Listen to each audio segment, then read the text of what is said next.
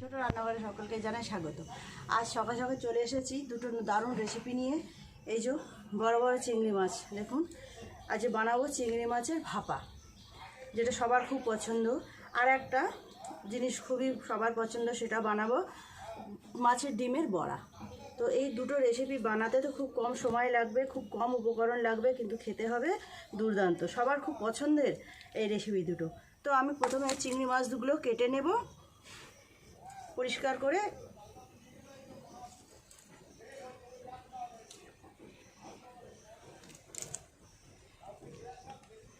এইভাবে পরিষ্কার করে সুন্দর করে নেব। আর এই জায়গায় যে নোংরাটা থাকে সেটা এইভাবে কাঁচি দিয়ে কেটে বের করে নেব। এইভাবে কাটলেই এই দেখুন কি সুন্দরভাবে বেরিয়ে এলো।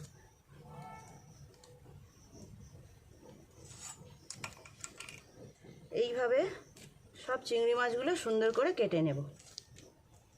মাথাগুলো কেটে বাদ দেব একটু করে। এই জায়গাটা এখানটা একটুখানি কাটলেই কালো নোংরাটা বেরিয়ে আসে।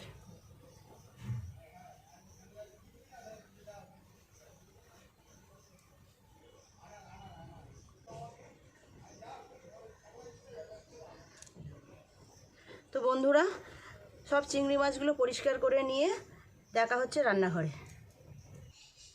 বন্ধুরা দেখুন, চিংড়ি মাছ তো সব পরিষ্কার করে ধুয়ে নিয়েছি। এইভাবে এই জায়গাটা কেটে নোংরাটাও বের করে নিয়েছি। আর যেটা বানাবো বললাম, এই যে মাছের ডিমের বড়া, তার জন্য আমি এখানে পেঁয়াজ কুচি, একটু টমেটো কুচি, রসুন কুচি, কাঁচা লঙ্কা কুচি নিয়েছি, আর একটু লেবুর রস নিয়েছি।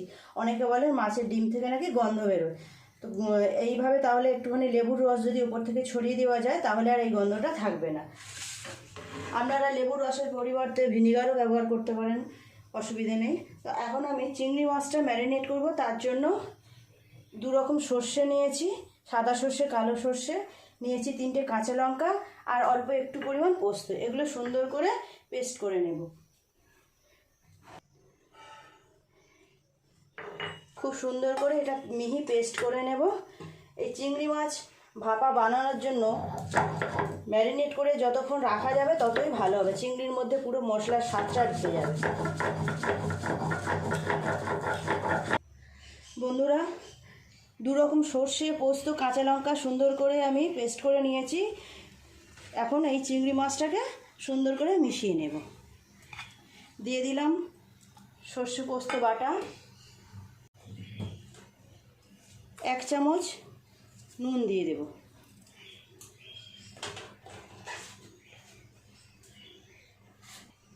দিয়ে দেব 1 চামচ পরিমাণ হলুদ গুঁড়ো। আর আমি তো কাঁচা লঙ্কা 3টে বেটে নিয়েছি, অল্প করে দেব গুঁড়ো লঙ্কা। আর দিয়ে দেব সর্ষের তেল। এই রেসিপির জন্য সর্ষের তেলটা একটু বেশি পরিমাণ লাগবে।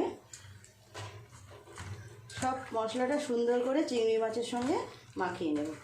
মাখিয়ে নিয়ে এটা কিছুক্ষণের জন্য রেখে দেব। চিংড়ি মাছটাকে তো ম্যারিনেট করে রেখে দিলাম, কিছুক্ষণের জন্য থাক। এখন আমি মাছের ডিমের বড়ার জন্য সব কিছু সুন্দর করে মিশিয়ে নেব। দিয়ে দিলাম অল্প একটু লেবুর রস। এটা আপনারা নাও দিতে পারেন, ধনে পাতা দিলে ভালো হতো, কিন্তু ধনে পাতাটা নেই। অল্প একটু লঙ্কার গুঁড়ো দেব, হলুদ গুঁড়ো 1/2 চামচ, নুনটা স্বাদ মতো। সব জিনিসগুলো সুন্দর করে মাখিয়ে নেব।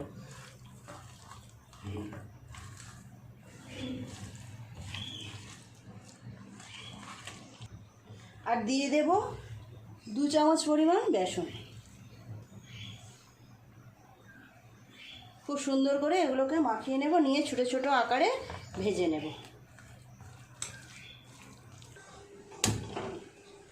কড়াইটা গরম হোক।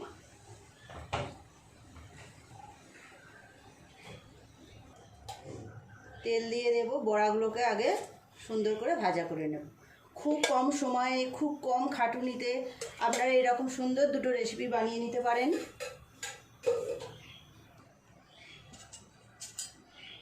তেল গরম হয়ে গেছে, দিয়ে দেব ডিমগুলো।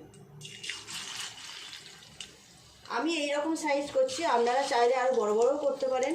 ছোট ছোট করছি এই জন্যই ভাজাটা খুব ভালো হবে। তাই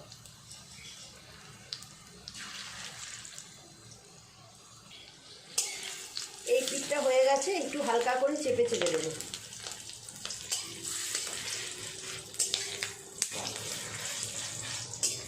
এই বড়াগুলো আপনারা ভাতের সঙ্গে খান, শুধু মুখে খান, যেভাবেই খান খুবই ভালো লাগবে। একইভাবে সব বড়াগুলোই আমি ভাজা করে নেব। বন্ধুরা, মাছের ডিমের বড়াগুলো সব ভাজা হয়ে গেল, তুলে নেব।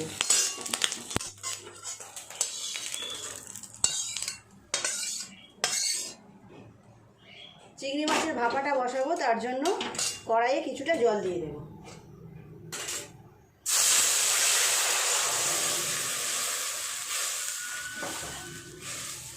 আর একটু জল দিয়ে দেব। আমি একটা স্ট্যান্ড বসিয়ে দিলাম।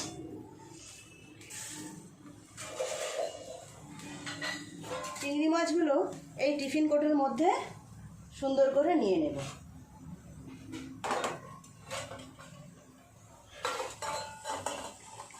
গরম গরম ভাতের সঙ্গে এই রকম দুটো রেসিপি যে কোনো মানুষেরই মন ভালো হয়ে যাবে দেখে। চিংড়ি মাছের এই রকম ভাপা ভালোবাসে না এমন মানুষ তো দেখাই যায় না।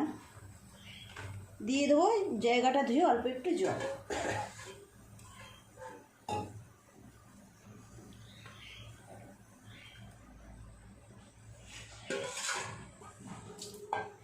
উপর থেকে কয়েকটা কাঁচা লঙ্কা দিয়ে দেবো চেলা করা, আর দিয়ে দেবো একটু সর্ষের তেল।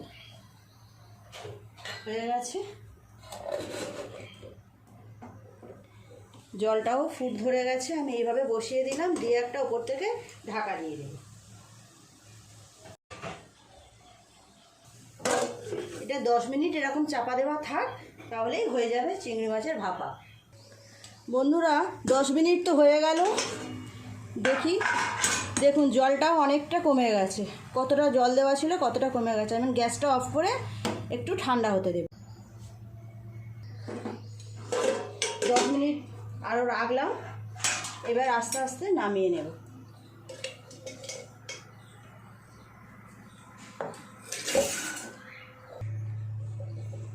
খুব গরম, আস্তে আস্তে খুলবো। দেখুন বন্ধুরা কেমন লাগছে, ক্যামেরায় কেমন লাগছে কালারটা আমি বুঝতে পারছি না, কিন্তু এমনি তো দুর্দান্ত হয়েছে। খুব সুন্দর গন্ধও বেরোচ্ছে, খুব ভালোভাবে চিংড়িগুলো সিদ্ধ হয়ে গেছে। বন্ধুরা দেখলেন তো কত সহজে কত তাড়াতাড়ি সুন্দর দুটো রেসিপি তৈরি হয়ে গেল। গরম ভাতের সঙ্গে এই দুটো রেসিপি খুব সুন্দর যাবে। আপনারাও এইভাবে বাড়িতে বানাবেন। প্লিজ বন্ধুরা, রেসিপি দুটো কেমন লাগলো কমেন্ট করে জানাতে ভুলবেন না। যদি ভালো লাগে তো একটা লাইক করে দেবেন। আমার চ্যানেলটি সাবস্ক্রাইব করে পাশের বেল ঘন্টিটা ক্লিক করে দেবেন, তাহলে আমি নতুন কোনো ভিডিও আপলোড করলে তার সাথে সাথে আপনার নোটিফিকেশনে পৌঁছে যাবে। সবাই খুব ভালো থাকবেন। দেখা হচ্ছে নতুন কোনো ভিডিওর সাথে। নমস্কার।